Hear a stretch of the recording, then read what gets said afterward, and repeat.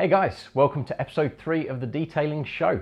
In this episode, we're going to be taking a look at Odk's Revere Wax. This hasn't even been released yet. This is due in a few months' time. I was lucky enough to get my hands on a pot just for a very short period of time to give it a try and a review. We also, whilst we were preparing the car for that wax, gave the car a full going over with the Odk range, so we're going to have a look at that part as well. My car was in desperate need of a clean. Time was against me, so I'm going to show you what is possible with a short period of time with the TDG range of products. And also we're going to look at some news in the detailing industry right after this title card.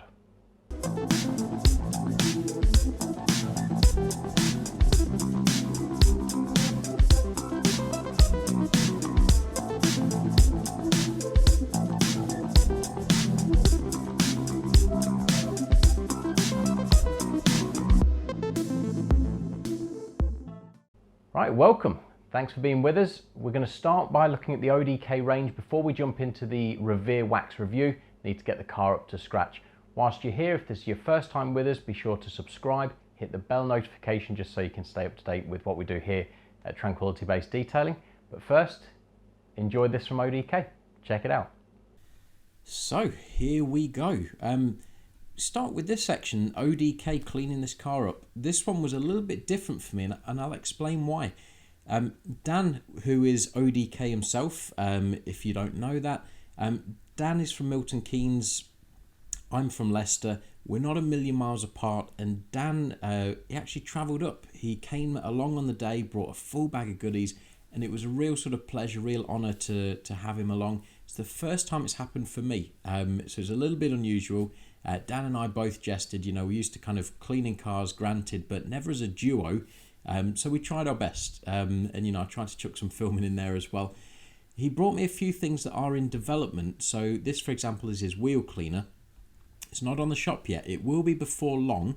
But he brought me a few things like that just to try out. And ultimately, this is leading up to the Revere review, which comes at the end of the show. We needed to get the car clean first. So we started with our prep.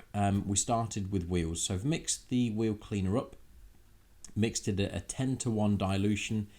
Could have went further. I think Dan said it could go to 20-to-1 if I remember correctly. Could use it neat, if we would want to melt the wheels. So, you've got the full scope with it when it does launch. Quite a versatile product, as is, the way with wheel cleaners nowadays. Very few, for me at least, the ones I buy, I want to buy in a ready-to-use format. I like to buy them in a dilutable, concentrated format, and this one obviously it works that way. Mixed up a bucket full of wash as well, so we went with Dan's Jet shampoo. Had a really nice, I believe it's bubblegum scent, really nice scent and really sudsy as well. Could have just been me, I don't know, probably I was sunbaked, but it was quite a different sort of foam. It was almost like a latte type of rich, thick foam in that respect. It certainly didn't change the experience in terms of using it as a cleaning solution, but it did do a great job just the same. The same goes for the wheel cleaner. 10-to-1, sprayed on. We cracked on straight away. We didn't leave it to dwell. Dan said we could, or we could crack on. We thought we'll crack on and make a judgment, and cracking on worked fine for it. It was very, very capable. It cut through what was on there. There weren't heavily sort of dirty wheel, but I'd never cleaned them before, so the back of the rim, the barrel of the wheel, it did need a little bit of cut, and the wheel cleaner provided that. It may have just been in my head, but it also seemed to feel like it added a little bit of lubricity to the process as well, and that's on top of the shampoo itself, what I would expect from that. So it was quite a pleasurable experience, made a joy of cleaning the wheels. And really throughout the day and throughout these videos, you're going to notice a running theme of the scents being really pleasurable. Dan does nail it, and we had a good chat about the scents, and he said, he does really spend time in making sure that part is tended to, because ultimately, a lot of us are hobbyists, myself included, and a lot of you guys that are watching this, the scent is just another level of the theatre of detailing. So yes, we want the end goal of a clean car, but the getting there is part of that enjoyment. It's a big part of that enjoyment. And certainly for me, the scent plays a massive part in that, and Dan really does spend some time in the care with that, in making sure that the scents are pleasurable. So sometimes you can get some scents that are noticeably just synthetic and heavy, and for his sense they're really subtle and nice, they're nicely perfumed. Once we'd done the wheels, went on to snow foam.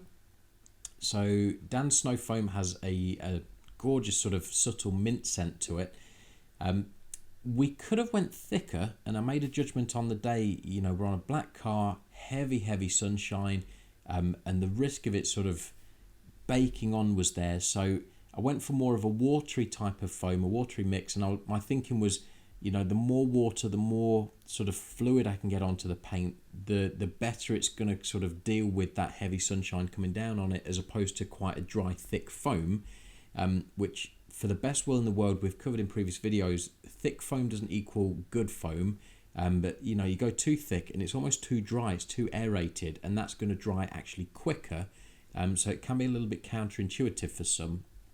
But we were, with what we'd done on the day and the way we applied it, we found it did exactly what we wanted, and that it gave us enough time to deal with the type work, the wheel arches, things like that. It did all of that. It gave us plenty of time and plenty of cushion, that we weren't rushing to any particular extent. And yes, there was a rush on with the weather, but it was comfortable. It gave us enough time to work around what we needed to and what we were doing. Once it, we'd done the arches, we'd done the tie work, things like that.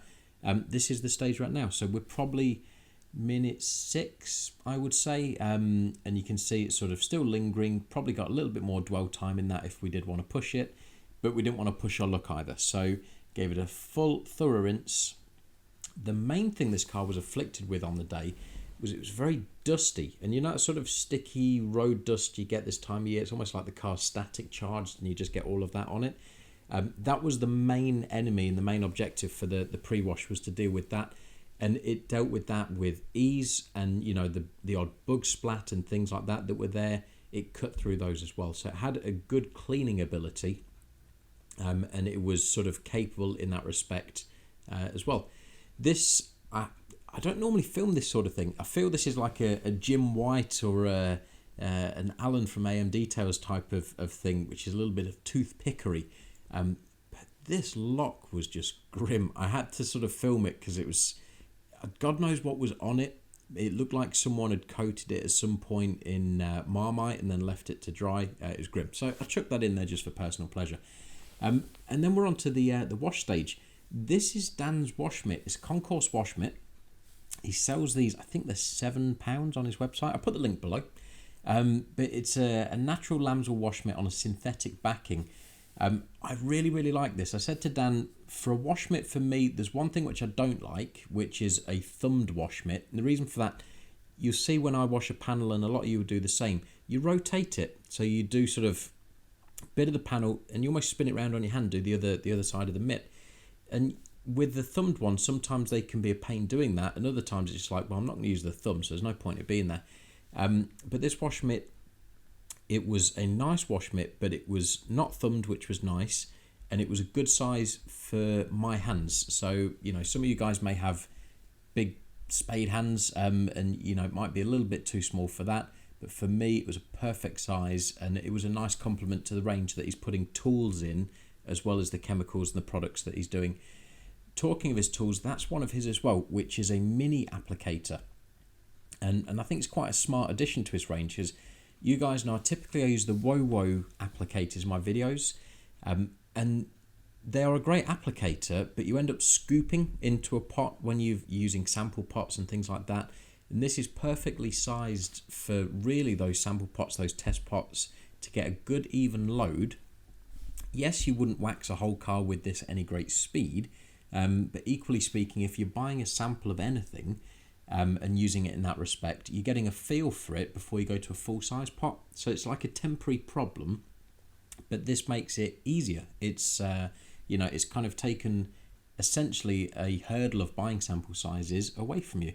So if you do have that where you use a lot of sample sizes, scoop some of these up from Dan. They're worth having in your kit bag, because they did make potentially an awkward job easy, which ultimately, is again part of the experience.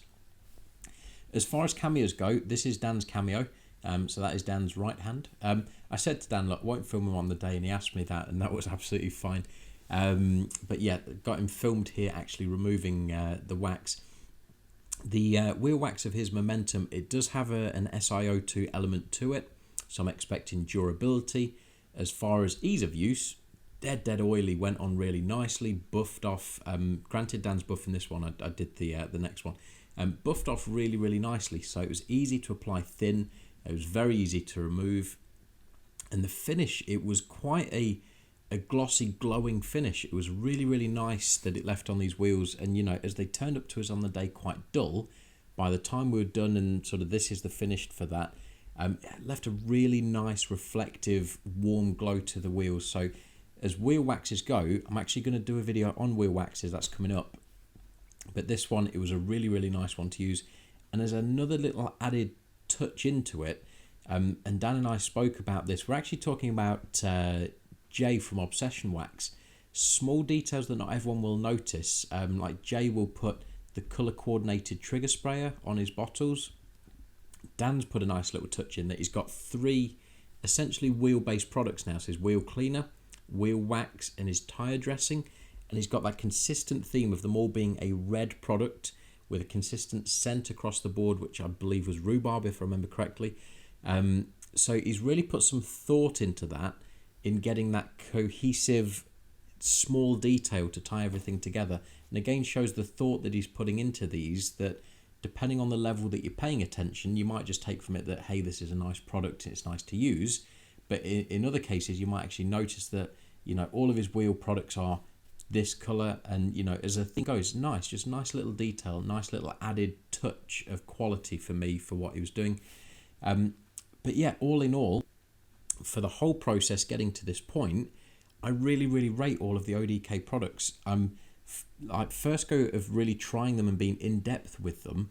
I've got some still to try and some that we didn't have an opportunity to use on the day, so I'm desperately keen to get back to them.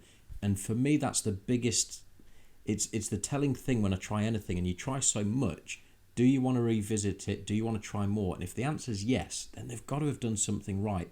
And you know, for me, there was just so many boxes ticked that I enjoyed using, that I do want to kind of revisit them and try some of these products again, but equally try the other ones. I'm keen to get to the other products as well to see what they can do. This was the final part of this wash procedure, which was the tyre dressing. The tyre dressing again carries that theme with all the red details. Dan used a term which he said was a rich finish, and I quite like that. It sounded salesmanly of him, and you know, I'm supposed to be the salesman here, so I'm robbing it. He was right. It was a rich finish. It was glossy. It darkened the tyre nicely, and it just gave an overall crisp finish to everything we'd done. I'm going to conclude at this point. We're going to revisit the Revere review right at the end, but back to me in the kitchen. So the car is looking much better, and we'll come back to ODK right at the end of the show. Before we do that though, let me show you my quick maintenance wash using TDG products. Links as always are below. Check this out. So what is a maintenance wash? It's a term that just seems to have popped up and people run with. I saw recently on one of the chat groups someone saying, I don't like the term. What do you mean maintenance wash? You're either washing it, you don't. Don't worry about those things. You know, you're splitting hairs over small details. The car was dirty. It needed cleaning. So I'm calling it maintenance wash. You can call it whatever you want. It's, you know, certainly not a full valet or a mini detail or anything like that. It was dusty and dirty and it needed dealing with. So let's go with maintenance wash, and we all know where we stand. I've tried on the channel some TDG products before. I've put on their raspberry wheel seal and pre-wash. I've got a few of their bits lying around, so I thought, you know, I've got enough to give the car a thorough going over with enough of TDG products to make a segment for a video. And ultimately, what more can you ask for a car clean, and that you have enough to film another segment? So we started with cherry slime. I like the name of cherry slime because it's cherry and lime scented. Equally, slime's a fun word. So the shampoo itself, it's very sort of sudsy and rich. It's more cherry scented than lime in the bottle, but then when you mix it up, it's more lime than cherry scented, if that kind of makes sense. in its concentrated form, very rich on the cherry scent, and then when you dilute it down, the subtleness of the lime comes out. It's really, really nice. I really, really like the shampoo, and I've used it many, many times off camera. It's a great shampoo. It's a pure shampoo. It doesn't have any waxes in it, anything like that. I do believe cracking cleaning power, good lubricity, and yeah, it's got a nice scent to it. The thing I like about TDG, the products in general, and if you speak with Mitt from TDG, he takes a real pleasure, and it's a good thing that everything is hand poured and hand bottled, and there's almost sort of like an artisanal, a smaller industry type of feel to it. You know, it's not produced on a scale of, you know, your Auto Glims or your Auto Finesses, and you know, and those guys have got their branding right, sure. But there's almost like a clinical nature when they're made in such huge bulk numbers, and TDG's just not that. So, you know, there's a certain charm to the products which I really, really like.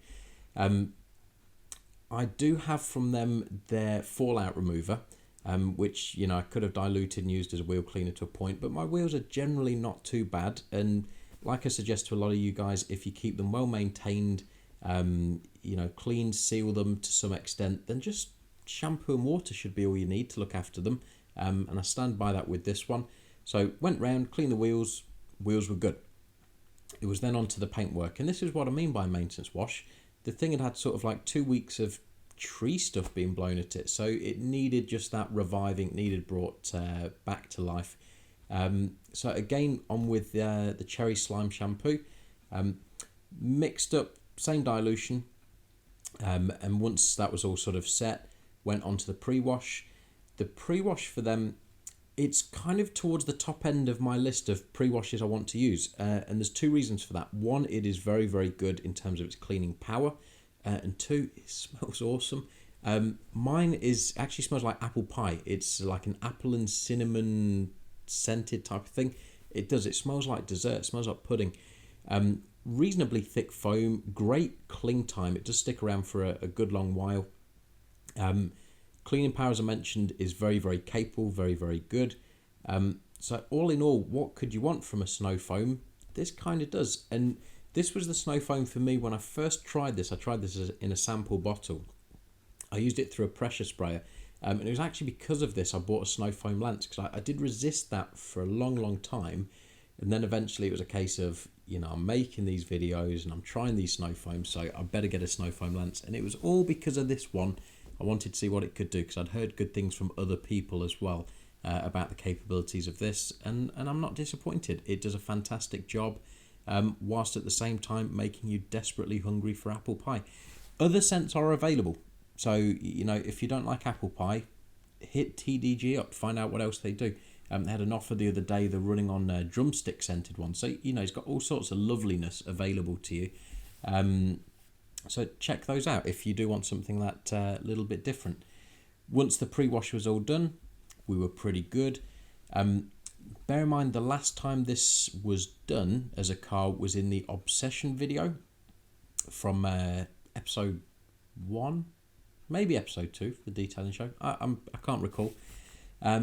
So, you know, the car was still protected, so cleaning it, not particularly difficult. It was a pretty quick, pretty effortless job.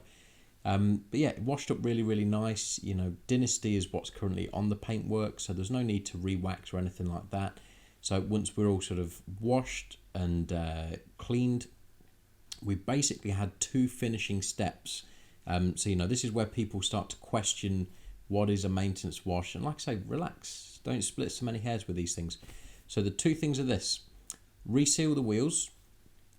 You may not know with the Raspberry Wheel Seal, you can use it as a wet coat type product. So for your first application, you want to spray it on, let it dwell, and then buff it to a dry finish.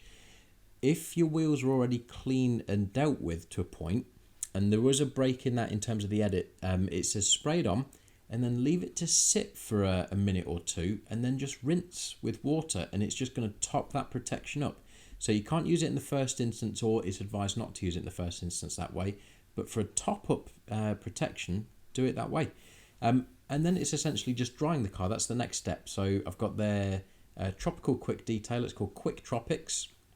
Smells like lilt. Again, make you hungry. It's lovely stuff. And this is Clin's twisted drying towel. So mist it onto the towel, drag the towel across the paint. Could not be easier just to get your car back up to a level of, you know, presentation that you'd be happy with. And then what you're spraying in terms of, you know, this quick detailer onto the towel, it's going to lay down just a little bit of its own top up to the gloss and the protection. And this is your finished result. Well worth it for like an hour and a half. And, you know, that's me filming, so you could probably pare that down a little bit more. So as far as quick maintenance washes go, TDG, good way to do it. Links are below. Check them out. Onwards to me and the news. That's a quick TDG wash for me. Onto the news. I've been wanting to put a news segment in the show for a little while. So here we go. We're going to put together some news. This is going to be fun. It's going to be mildly topical. If you want to be featured in the news in an upcoming episode, let me know. Get in touch. And I mean that, you know, it's aimed at the manufacturers, the brands, the people. Might have some news that benefit all of us. I'm going to kick off with Autoglands. You guys know, if you've been watching the channel long enough, I'm a big fan of Autoglands. I did a one manufacturer cleans of theirs a little while ago. They are celebrating a birthday or an anniversary, whatever it is for a brand, a date of inception, I don't know what you'd call it. And that's coming up, I believe, is week commencing the 12th of June. Why is this important? I'll tell you why it's important, because they tend to do ridiculous offers for that week while it's on. And I've spoken with them and they've told me that this year is no different. So get on board. If you've not tried their stuff before, it's going to be a fantastic opportunity to do that at a great price. If you're already on board with them, you guys know if you need to be topping up, if there's anything that you're running low on, you won't beat the prices that I'm sure are going to be coming up at this time of year. Links are below. Check those guys out. The next bit of news is this. You've got Revive My Ride. You may not have heard of them, and that's all right. They are about to launch, and that's why it's okay you may not have heard of them. They're about to launch on June the 4th a full range of products they've had been developing for a little while. Revive My Ride is Martin Kopp and Nick Minto's taking the lead with the launch.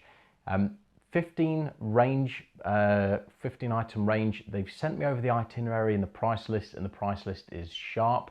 So check them out. I'll put the links to those guys below. They're very reachable if you've got any questions, anything that you want to know. The launch is just around the corner, so if you want to try something new, or you want to try something that maybe your mates, your friends haven't, then look up at Revive My Ride and see what you think. The next thing that we've got after that, and trust me, this is newsworthy. For those that don't know, Wax Planet is run by a really nice man called Tony. Tony's very generous, he's very knowledgeable, and he knows his waxes. But in the news this week, Tony has got a new kettle. Why is that important? I can hear some of you asking, some of you already know. It is renowned that Mrs. Wax Planet, if you look through the forums, makes the hot beverages, and Tony doesn't like that. Tony may protest, Tony may say that no, he makes the hot beverages, but so important was it, the news, that he's got this new kettle, that it was going in the first ever part of TBD's news. And that's important. It is an important step, because you're able to go and visit Tony. I mean, naturally message him if you want to go down, buy a wax from him. He will make you a hot beverage there. But be warned, he has warned everyone that he doesn't have any cups. He's got the water, he's got the coffee, he's got the sugar, he's got the kettle.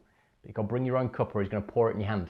So Tony, Wax Planet, new kettle. It is newsworthy. Trust me, believe me, it's important stuff. Very finally after that, and this is the last one, which is Jay from Obsession Wax. He's about to launch his next wax. Evolution version 2 I've tried. The next one is Evolution Rosé Edition. It's aimed at warmer colours. Now trust me, this will look great on any colour. I can say that because I've tried most of Jay's range and I've tried a lot of Jay's waxes and they are great. But he's launching Rosé Edition.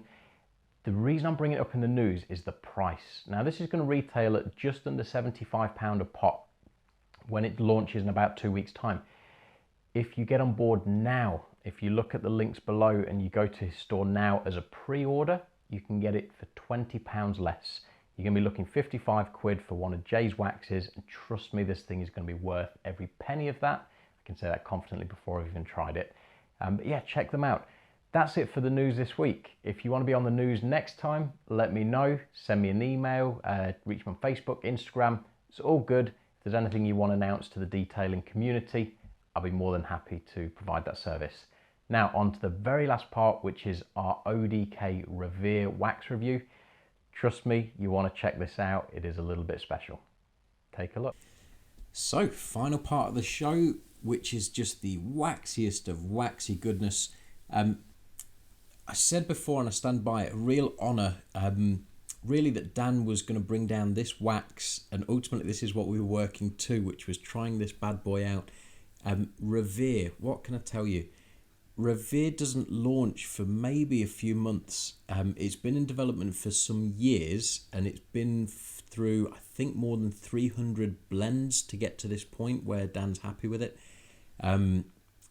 It's going to be his flagship. It's going to be top of the ODK tree, and those guys that have tried ODK and they know the wax range will know that tree is pretty glossy already, but this is going to stand above all others. So it comes in the presentation box. The presentation box that I've got and that we had on the day was to store it. Dan's not 100% that that's the final sort of version of it, so there may be some tweaks to that. Comes in a white jar with very distinctive white labeling, which has this purple like honeycomb detail to it. Everything you could see on this has been meticulously thought out, and it's just so clean and classy in its finish and its execution. And I mean that in terms of like the packaging, things like that. We're going to get on to what the wax will do. Price wise, Dan's going to set this as well, but we're going to be looking somewhere around about 150, 160 quid per pot. That may make some of your eyes water. We'll explain why it's that. The wax itself, it contains an SiO2 element, but there is also a ceramic element to it. I don't have percentages, I don't have details. I didn't quiz Dan because I'm not a chemist, and frankly certain details like that go over my head and it's overkill. You don't need all of those details. The idea is this: it's going to give a ceramic type of performance with a carnauba, a wax type of warm glow. Those that have tried both methods of finishing the car will know that, you know, there are pros and cons for both, but it's difficult to capture the warmth of a wax and sort of that crispness of a ceramic, or, you know, that type of glass coating type of product that you have. And really what Dan's trying to do is fuse those two worlds and come out with something that is a little bit special. In terms of using it, it felt very odd in the jar. So oily, yes, but it was like a firm wax, but it was really easy to pick up on the applicator. I've really got no other yardstick to measure it against. So, you know, coming from me and all the waxes I've tried, you know, I can normally try wax and say, well, it's akin to this or it's like that. This was like none of them. It's really odd in terms of how it felt and how, you know, it should have behaved when you're trying to load up the applicator. It sold you that it was going to be a git, and it just wasn't. And then it came to spreading it. Dan said as I was spreading it, and, you know, he came over with almost like this proud look on his face of something that he was so hoping that I was going to receive well. And you know, I started applying it, and he said to me, it's oily, isn't it? And I said, no, it's not. It's, yes, oily, but it's not oily like an oily wax. It's like if you had like a Teflon pan and a really wet sponge and you wipe that, it was that level of non-resistance when you applied this. It was really peculiar, but it meant that it spread a long way. Now, there is a small inherent danger in that you need to be careful with this wax in terms of application. Just be sure of what you're doing. You can't over cure it, because that's going to cause you problems. You might end up having to then use something that's mildly abrasive to remove it. So we were black car, hot days we've already covered, but we made a decision to do a panel at a time. And that's what I mean by that, is potentially this wax sells to the idea that you can just crack on round the car, but it really, I mean, it's going to be, you know, that mid-hundreds wax. It's an experience for those that enjoy waxing to sort of sit back and savour and enjoy. And it allows you to do that because the actual application and removal is very pleasurable because it is so effortless. There's no grab, there's no grabbing removal or anything like that. But It's not really the sort of wax where it's like, right, quick rush job, do it, done. It's more like just take your time, enjoy the process, apply it to a panel. It's effortless. Buff the panel. It's a joy to buff, and it's that. All in all, once I'd kind of done the application, we got to the water behaviour. We went for a second application after this as well, just to get the best that we could for our finished shots. But we kind of, with the beading and whatnot, and we kind of we tried it on the side panel as you saw there. We tried it on the flat panel. We tried to capture as much of the variables as we could. But the beading was, I mean, you can see here, it was tightly packed, uniform, round beads. They were tall.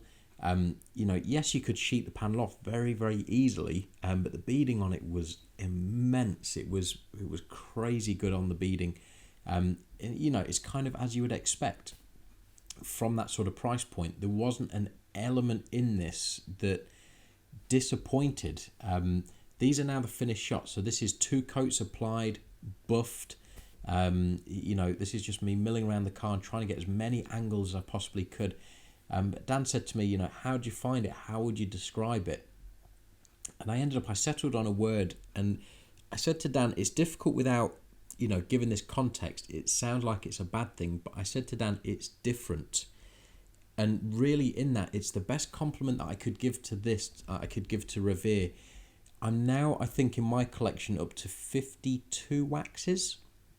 And for one to stand out as different, it takes something special. And I explained that to Dan, and hopefully got what I meant by that. This is a wax in terms of how it applies. It's unusual, different, good. In terms of removal, yep, breeze, that part, I've come to expect from waxes. And if yours doesn't do that, look into it. But everything, the texture of it in the pot, the way it applied was odd. The finish on it, we did our damnedest, and we really, really tried. And I was, I even started tweaking the contrasts in these bits of video footage, and ultimately I didn't put them in because it was just going to be a bit confusing. You can see, if you wax to a straight point on a panel and buff it, you can see that panel is darker. And it was awkward because I really tried to film it and capture it on camera so I could show you guys, but the change, the darkening effect it had in the panel was noticeable just from a quick wipe and buff. And then once we were done, and I kind of got to these shots at this point, the wax, as it kind of sat on the panel and it mellowed, almost kind of, it glossed up in that sort of ability, in that time for it to almost cure. I guess it kind of would like continue curing over the next hour or two. I just was explaining it in much more eloquent and a better way that I could. But ultimately the finish was this. It was darker. It looked like the clear coat was thicker, which brought the flake out the paint. Yes, it had the warmth that Dan was kind of aiming for, but it was crisp reflection. It kind of brought every element to a wax party that it possibly could. You describe some waxes this or that, and it just kind of did all of them in one really, really well put together package. And it was one that I was excited to try, and you guys really should be, for when this launches, excited to get your hands on a pot and try it, because it is just so different, so unusual, but so worth it. So if you want something special, or something that's going to be at the top of what you've got, or you just want to try something new or different, and you've got that sort of money spare that you want to put into a wax, check this one out. It's so unusual, so different. I think it's worth a purchase if the pocket can stretch to it. Any questions on it? Ask away. I'll fire them to Dan if I don't know the answers, which is likely given that this hasn't launched yet. That's everything. Back to me in the kitchen. Right, thanks very much for watching. Hope you enjoyed that review. A very final thing for me to touch on before I leave you for this show is the Team TBD giveaways. Already I've sent 2 parcels out to the previous show's winners. Get on board with this one. There'll be at the bottom below a question in relation to this video. Nothing taxing, nothing testing. Answer it. All I ask is that whatever I send to you, you use it, you try it, you review it, you give some thoughts. And that's it really. I'm just trying to spread some you know, of what I've got with some of what you guys may want to try, just for the betterment of everyone. So check that out if you've not already. Thank you very much for watching this episode of The Detailing Show. Check back again for future episodes. All the best. Bye-bye.